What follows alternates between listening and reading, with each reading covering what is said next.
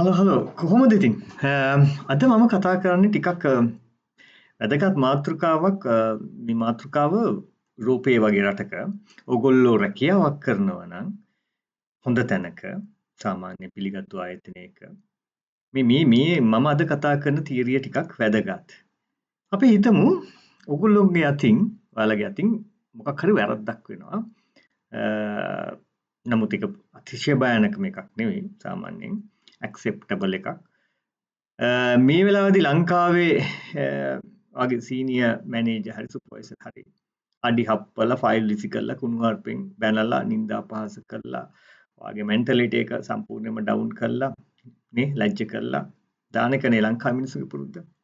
හැබැයි යුරෝපේ හරි නැත්තම් මේ වගේ දියුණු රටක මෙහෙම වෙන්නේ නැහැ.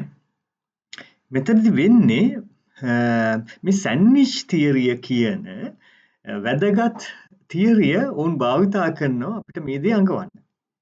සැන්ඩ්විච් එකක් මොන වගේද? දැන් ඔයගොල්ලෝ මේ පැත්තේ පේනවා ඇති මේ සැන්ඩ්විච් එකක් හැදිලා තියෙන ආකාරය. කියන්නේ උඩින් තියෙනවා ක්‍රන්චි ලේයර් එකක්. ඒ කියන්නේ පම් පෙත්ත.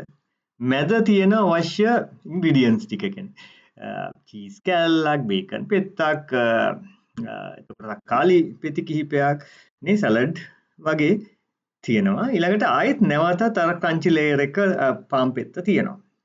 මේක තමයි මේගොල්ලෝ භාවිතා කරන්නේ. මොකද්ද? ඒගොල්ලෝ කාමරයට ගෙන්නලා හරි පෞද්ගලිකව වෙනම තැනකට අරගෙන හිමින් සීරුවේ අනිතර නොදෙනෙන්න වාගේ හොඳ කියනවා. ඔයා එතනට ඔයා කරපු කන්ට්‍රිබියුෂන් එක කියනවා. එහෙම කියලා ටික වෙලාවකින් මේගොල්ලෝ ඔන්න වැරද්ද කියන ඔයාගේ. එහෙම වුණත් මෙන්න මෙහිම දෙයක් ඔයාගේ අතින් වෙලා තියෙනවා. මෙන්න මෙහෙමයි මේකෙන් මෙච්චර හානියක් වෙලා තියෙනවා. මෙච්චර මේ දේවල් ටිකක් වෙලා තියෙනවා.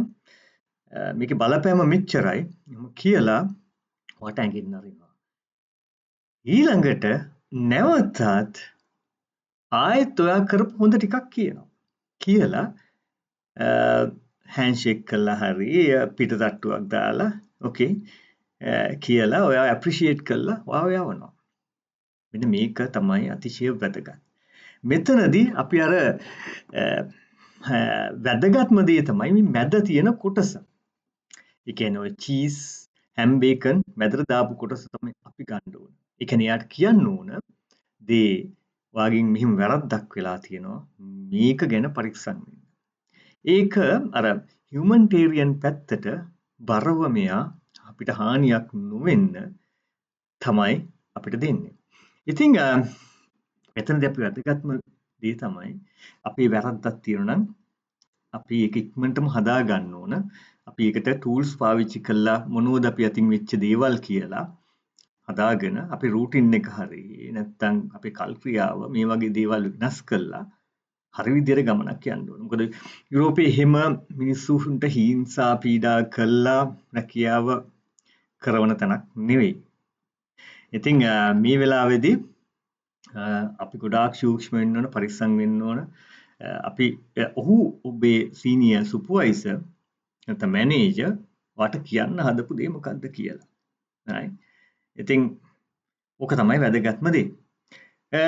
ඔන්නක තමයි සැන්ඩ්විච් තියරිය කියන්නේ. ඔයගොල්ලන්ට මේ පැත්තෙන් තියෙන මේකේදී වට තේරුම් ගන්න පුළුවන් මේ තියරිය ගැන.